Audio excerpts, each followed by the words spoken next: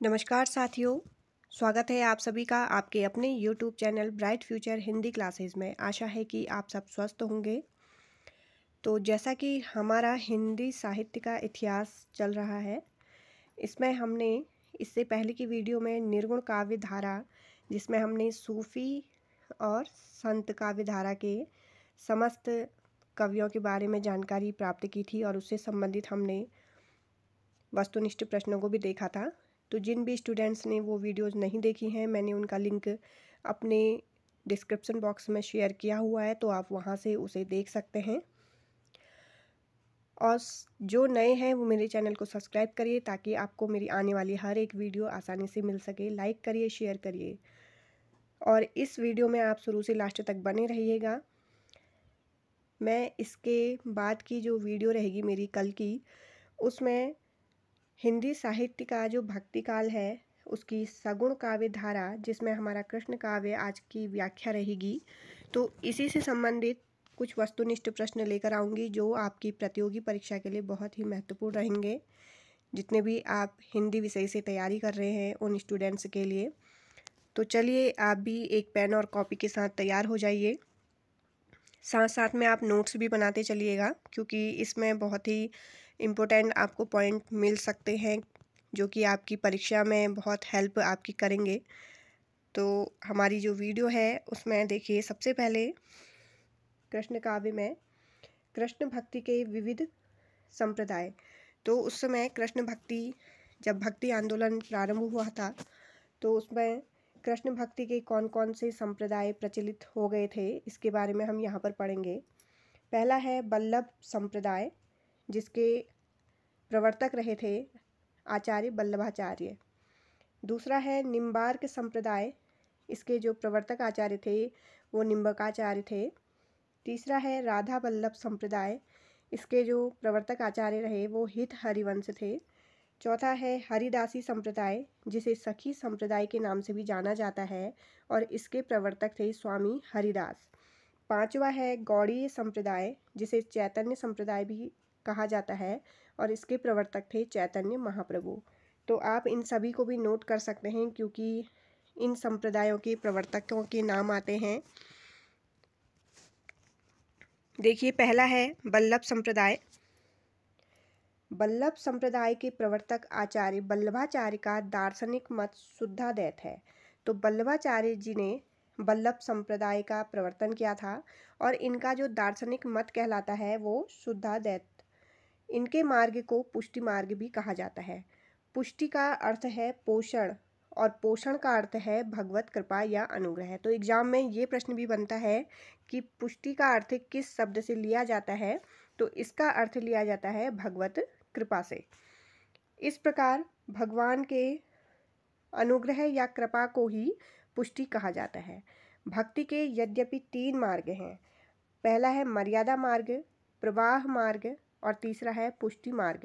तथापि वल्लभाचार्य जी का बल पुष्टि मार्ग पर ही है, तो उन्होंने इन तीनों मार्गों में से पुष्टि मार्ग को अपना मार्ग चुना। पुष्टि मार्ग के पथिक किसी लौकिक साधन का आश्रय नहीं लेते।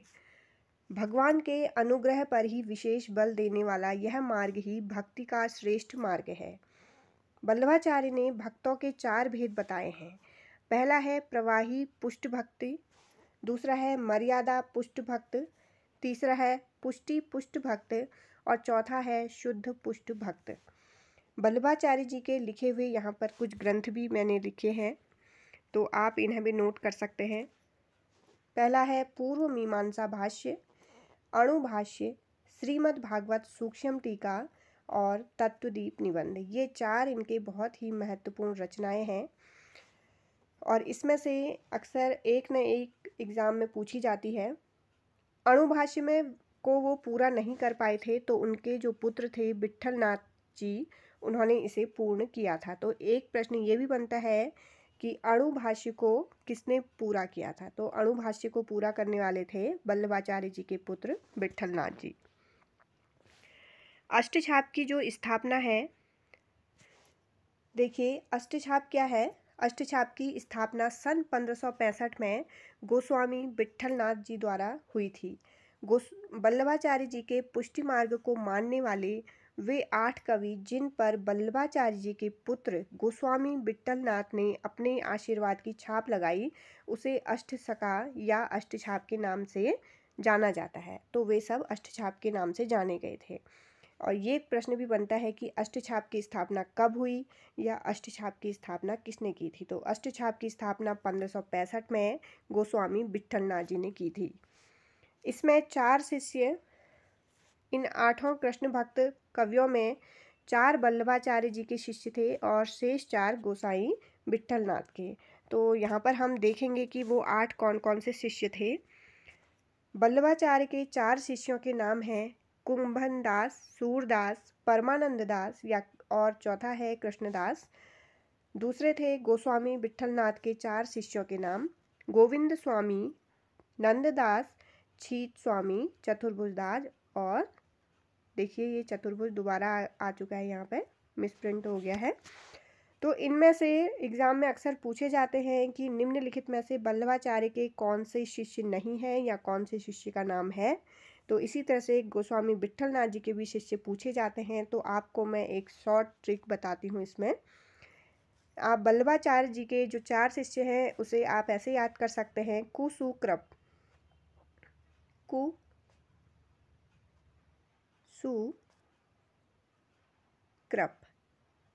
इस तरह से आप वल्लभाचार्य जी के शिष्य याद कर सकते हैं। कु से कुंभन दास, सु से सूरदास, क्र से कृष्णदास और पौ से परमानंद दास।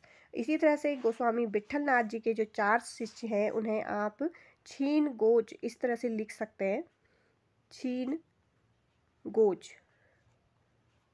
जैसे छी से छीत स्वामी, नौ से नंददास और गो से गोविंद स्वामी, चौ से चतुर्भुज दास। तो इस तरह से आपको ये नाम आसानी से याद हो जाएंगे।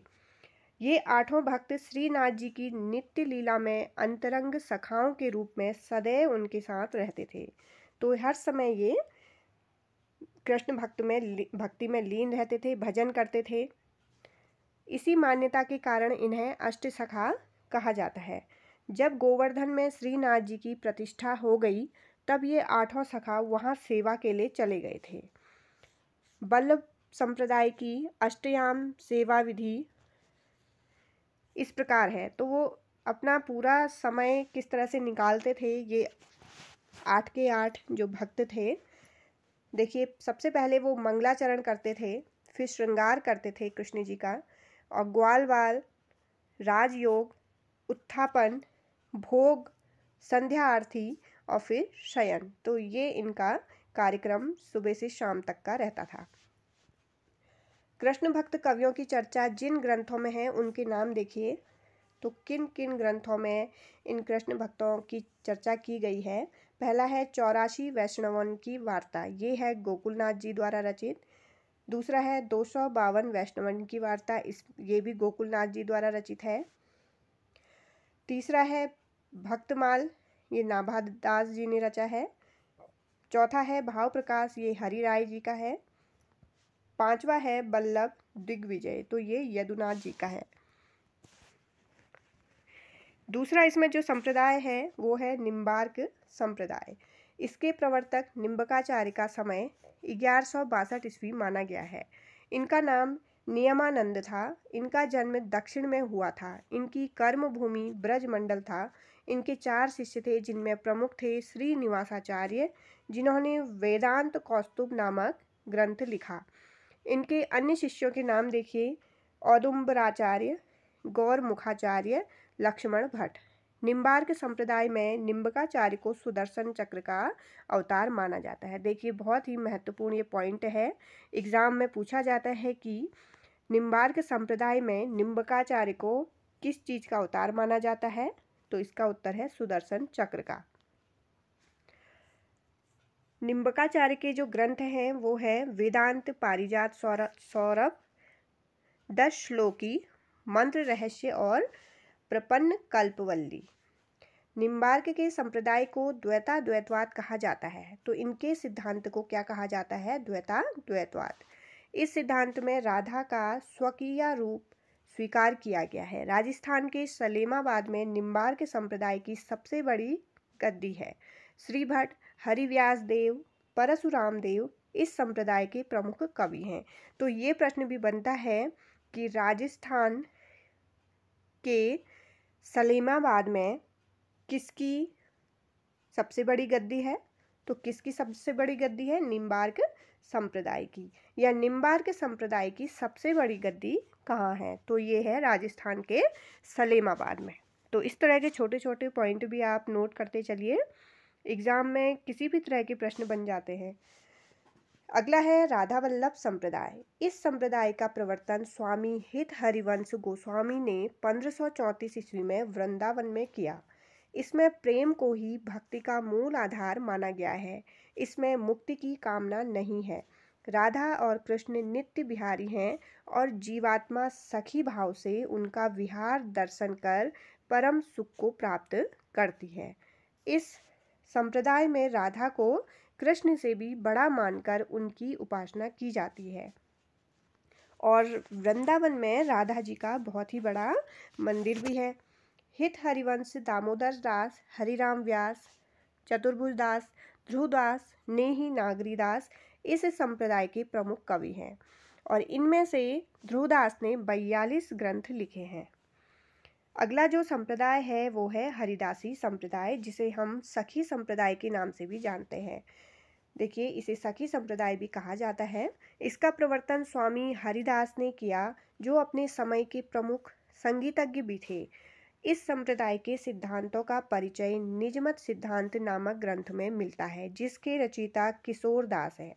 स्वामी हरिदास के शिष्यों में प्रसिद्ध संगीतज्ञ तानसेन का नाम भी गिना जाता है। डॉक्टर नगेंद्र ने स्वामी हरिदास का समय 1478 ईस्वी से 1573 ईस्वी माना है। इनके ग्रंथों के नाम हैं सिद्धांत के पद और केलीमाल। तो स्वामी हरिदास जी के जो ग्रंथ हैं वो हैं सिद्धांत के पद और केलीमाल। इस संप्रदाय के प्रमुख कवियों में कौन कौन है? देखिए, स्वामी हरिदास, जगन्नाथ गोस्वामी, श्री ठल विपुल, बिहारिन दास, नागरी दास इनके नाम गिने जाते हैं। अगला जो संप्रदाय है वो है चैतन्य संप्रदाय। इसे गौड़ीय संप्रदाय भी कहा जाता है। इसका प्रवर्तन महाप्रभु चैतन्य ने किया था, जिनका समय है 1486 से 1533 ईस्वी। इनका बचपन का नाम निमाई या विश्वंभर था। गौरांग नाम भी इनके लिए प्रचलित रहा था। इनका दार्शनिक सिद्धांत अचिंत्य भेदाभेद कहलाता है। तो इनका जो महाप्रभु चैतन्य का जो दार्शनिक सिद्धांत है वो किस नाम से कहलाता है? अचिंत्य भेदाभेद। तो आप इसे पॉइंट को नोट कर सकते हैं यहाँ पर। चैतन्य संप्रदाय का प्रमुख ग्रंथ है गोविंद भाष्य, जिसकी रचना बलदेव विद्याभूषण ने की है। इस संप्रदाय के प्रमुख कवियों में राम राय, सूरदास, मदन मोहन, गदाधर भट्ट, चंद्र गोपाल, भगवान दास, माधव दास माधुरी, भगवत मुदित उल्लेखनीय है। कृष्ण काव्य की जो प्रवृत्तियाँ रहीं उन्हें हम एक बार देख लेते हैं कि क्या क्या विशेषताएं थी कृष्ण काव्य की। पहला है कृष्ण लीला का वर्णन। कृष्ण भक्त कवियों में राधा कृष्ण की लीलाओं का वर्णन अपने काव्य में प्रमुखता से किया है। विभिन्न संप्रदायों में दीक्षित इन भक्त कवियों ने श्री कृष्ण की मधुर रूप की झांकी अंकित करते हुए उनकी बाल लीला एवं प्रेम लीला का चित्रण अपनी रचनाओं में किया है। सूर काव्य में कृष्ण की प्रेम लीलाओं का व्यापक वर्णन हुआ है। इसके अतिरिक्त चैतन्य संप्रदाय, हरिदासी संप्रदाय एवं निम्बार्क संप्रदाय के कवियों ने भी माधुर्य भाव से ओतप्रोत कृष्ण लीलाओं का गान करते हुए अपनी काव्य रचना की है। दूसरा जो इसके प्रवृत्ति रही है कृष्ण काव्य की वो है प्रेम लक्षणा भक्ति। कृष्ण भक्त कवियों की भक्ति प्रेम लक्षणा भक्ति है। श्री कृष्ण की प्रेममयी मधुर रस से ओतप्रोत छवि को अपने काव्य का विषय बनाकर इन कवियों ने प्रेम तत्व का विशद निरूपण किया है।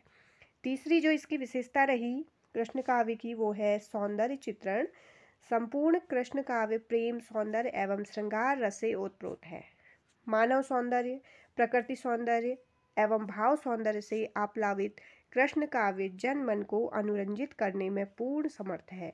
कवियों ने कृष्ण के बाल सौंदर्य की झांकी अंकित करने के साथ साथ राधा कृष्ण के किशोर सौंदर्य का भी हृदयग्राही वर्णन किया हुआ है। अगला जो इसमें देखिए विशेषता इसकी, रस योजना कैसी थी। वात्सल्य रस, श्रृंगार रस, शांत रस, अद्भुत रस, इनका बहुत ज़्यादा इन्होंने प्रयोग किया था अपनी रचनाओं में। छठा है अलंकार एवं छंद, उपमा, रूपक, उत्प्रेक्षा, विभावना, असंगति, ये सभी अलंकार प्रयोग किए। कुंडलिया, गीतिका, दोहा, चौपाई आदि छंदों का भी इन्होंने प्रयोग किया था। अगला जो इसमें देखिए पॉइंट है, प्रमुख कृष्ण भक्त कवि एवं उनकी क्या क्या कृतियां रही थी। तो सबसे पहले जो कृष्ण के परम भक्त माने जाते हैं वो सूरदास माने जाते हैं। तो हम इनकी रचनाओं को देखेंगे।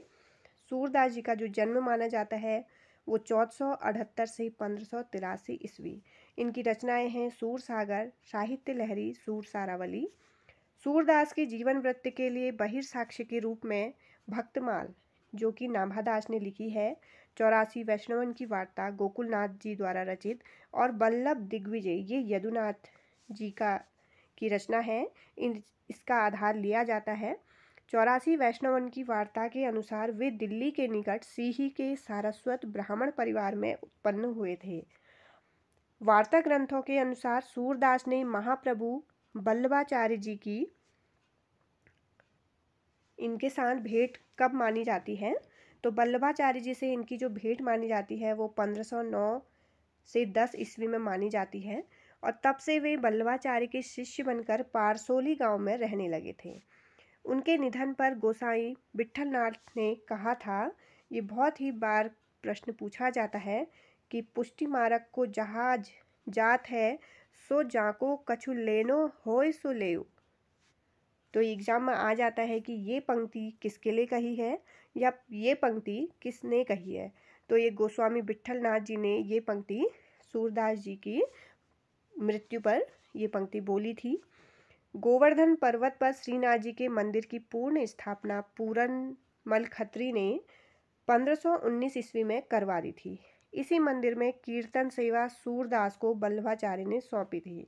तो श्रीनाथ जी के मंदिर की जो पूर्ण स्थापना किसने करी थी, ये करी थी पूरनमल खत्री ने, और कब करी थी, सन 1519 में।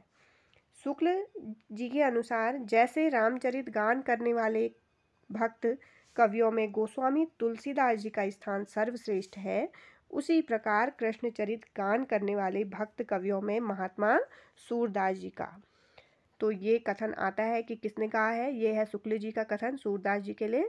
वास्तव में ये क्या है, हिंदी काव्य गगन के सूर्य और चंद्र है।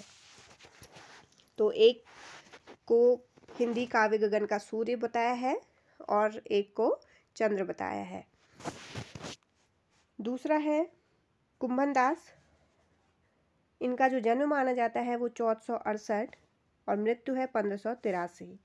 इनके जो 186 पद वो पद संग्रह में संकलित है। तीसरे जो कृष्ण काव्य धारा के जो कवि रहे वो थे कृष्णदास। इनका जन्म है 1496 और मृत्यु है 1578 ईस्वी। इनकी रचनाएं देखिए, जुगलमान चरित, भ्रमर गीत, प्रेम तत्व निरूपण।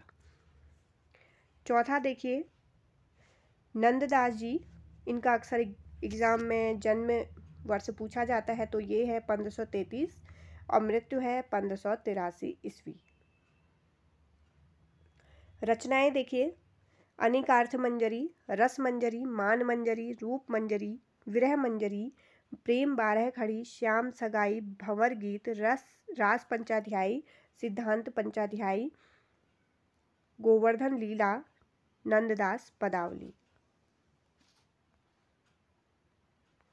अगले जो प्रमुख कवि रहे वो थे छीत स्वामी जी। जन्म इनका है 1515 और मृत्यु है 1585 ईस्वी। इनके 200 पद पदावली में संकलित हैं। छठे हैं ध्रुवदास जी, जिनका जन्म है 1573, मृत्यु है 1643 ईस्वी। इनकी रचनाएं देखिए, ब्रज लीला, हित श्रृंगार लीला, रंग विनोद लीला, दान लीला, मान लीला, रहस्य मंजरी लीला, सुख मंजरी लीला, सिद्धांत विचार लीला, ये सभी ध्रुवदास जी की रचनाएं हैं। 7वें नंबर के जो प्रमुख कृष्ण काव्य भक्त रहे स्वामी हरिदास। इनका जन्म है 1478 ईस्वी, 1573 में मृत्यु है। रचनाएं सिद्धांत की बात और केलीमाल। अगली है मीराबाई। इनका जो जन्म है 1504 और मृत्यु है 1563। इनका भी जन्म वर्ष पूछा जाता है। रचनाएं हैं स्फुट पद, नरसिंह जी का मायरा, गीत गोविंद टीका और राग सोठा। अगले जो कवि हैं वो है रस खान। 1533 इनका है जन्म और 1618 मृत्यु। और रस खान जी का भी पूछा जाता है। रचनाएं इनकी सुजान, रस खान, प्रेम वाटिका, दान लीला और अष्टयाम। एक कृष्ण काव्य में भ्रमर गीत परंपरा बहुत ही ज़्यादा प्रसिद्ध रही थी, तो इसके बारे में अभी हम देखेंगे। भ्रमर गीत का तात्पर्य उस उपालंब काव्य से है जिसमें नायक की निष्ठुरता एवं लंपटता के साथ साथ नायिका की मूक अवस्था, विरह वेदना का मार्मिक चित्रण करते हुए नायक के प्रति नायिका के उपालंबों का चित्रण इसमें किया जाता है। तो इसमें अक्सर नायिका को नायक चिढ़ाते हुए अनेक उपालंबों का प्रयोग करते रहता है। हिंदी काव्य में भ्रमर गीत का मूल स्रोत श्रीमद् भागवत पुराण है, जिसके 10वें स्कंद के 46वें एवं 47वें अध्याय में भ्रमर गीत प्रसंग है। तो ये बहुत महत्वपूर्ण पॉइंट है आपके लिए नोट करने के लिए। श्री कृष्ण गोपियों को छोड़कर मथुरा चले गए और गोपियां विरह विकल हो गईं। कृष्ण मथुरा में लोक हितकारी कार्यों में व्यस्त थे, किंतु उन्हें ब्रज की गोपियों की याद सताती रहती थी। उन्होंने अपने अभिन्न मित्र उद्धव को संदेशवाहक बनाकर गोकुल भेजा। वहां गोपियों के साथ उनका वार्तालाप हुआ, तभी एक भ्रमर वहां उड़ता हुआ आ गया। गोपियों ने उस भ्रमर को प्रतीक बनाकर अन्योक्ति के माध्यम से उद्धव और कृष्ण पर जो व्यंग्य किए एवं उपालंब भी दिए, उसी को भ्रमर गीत के नाम से जाना जाता है। भ्रमर गीत प्रसंग में निर्गुण का खंडन, सगुण का मंडन तथा ज्ञान एवं योग की तुलना में प्रेम और भक्ति को श्रेष्ठ ठहराया गया है। ब्रजभाषा काव्य में भ्रमर गीत परंपरा के कई ग्रंथ उपलब्ध होते हैं। विद्वान इस परंपरा का प्रारंभ मैथिल कोकिल विद्यापति के पदों से मानते हैं, किंतु विधिवत रूप से भ्रमर गीत परंपरा सूरदास से ही प्रारंभ हुई। भ्रमर गीत परंपरा के कुछ प्रमुख ग्रंथ इस प्रकार हैं, तो इन ग्रंथों को आप नोट कर लीजिएगा कि किसने कौन सा ग्रंथ लिखा है। भ्रमर गीत, पहला है भ्रमर गीत, ये है सूरदास जी द्वारा रचित। इसकी विशेषताएं हैं भागवत के 10वें स्कंद पर ये आधारित है। दूसरा है आचार्य रामचंद्र शुक्ल ने सूर सागर के इस भाग को भ्रमर गीत सार इस नाम से संकलित किया है। तीसरी इसकी विशेषता है सूर की गोपियाँ बहुत ज़्यादा इसमें भावुक हैं और तर्कशील ये कम है। दूसरा जो भ्रमर गीत लिखा है वो नंददास जी ने भंवर गीत नाम से लिखा है। इसमें दार्शनिकता का पुट है। गोपियाँ इसमें बहुत ज़्यादा तर्कशील हैं। ग्रंथ का बौद्धिक स्तर उच्च कोटि का है। तो प्रश्न ये भी बनता है कि सूरदास जी की या नंददास जी की, इनमें से किसकी गोपियाँ ज़्यादा तर्कशील थी या किसकी गोपियाँ ज़्यादा भावुक थी। तो सूरदास जी की जो गोपियाँ थी वो बहुत ज़्यादा भावुक रही थीं और नंददास जी की जो थी वो तर्क करने में बहुत ज़्यादा निपुण थी। तीसरा जो ग्रंथ है देखिए, ये है भ्रमर दूत, जो कि सत्यनारायण कविरत्न ने लिखा है। इसकी विशेषताएं हैं वात्सल्य वियोग का काव्य है ये, युगीन समस्याओं का इसमें चित्रण किया गया है और बहुत महत्वपूर्ण इसमें पॉइंट है कि माता यशोदा को भारत माता के रूप में इसमें चित्रित किया गया है। चौथी जो विशेषता है इसकी स्वदेश प्रेम, राष्ट्रीयता एवं स्त्री शिक्षा का इसमें उल्लेख भी मिलता है। चौथा जो ग्रंथ है वो है प्रिय प्रवास, जो कि अयोध्या सिंह उपाध्याय हरिऔध ने लिखा है। इसकी जो विशेषता है वो है राधा लोक हितकारिणी के रूप में इसमें चित्रित है। दूसरा है राधा की परोपकारिता, विश्व बंधुत्व, लोक कल्याण की वृत्ति को चित्रित इसमें किया गया है। पांचवा है उद्धव शतक, ये जगन्नाथ दास रत्नाकर जी का है और इसकी विशेषता है कि भक्तिकालीन आख्यान एवं रीतिकालीन इसमें कलेवर का समन्वय है। तो आज का हमारा ये कृष्ण काव्य से संबंधित व्याख्या पूरी हो चुकी है। तो मैं इसमें कल की वीडियो में इसी व्याख्या से संबंधित आपके लिए बहुत सारे वस्तुनिष्ठ प्रश्न लेकर आऊँगी, तो आप मेरी उस वीडियो से भी जुड़े रहिएगा। चलिए मिलते हैं मेरी अगली वीडियो में, तब तक के लिए जय हिंद, जय भारत, धन्यवाद।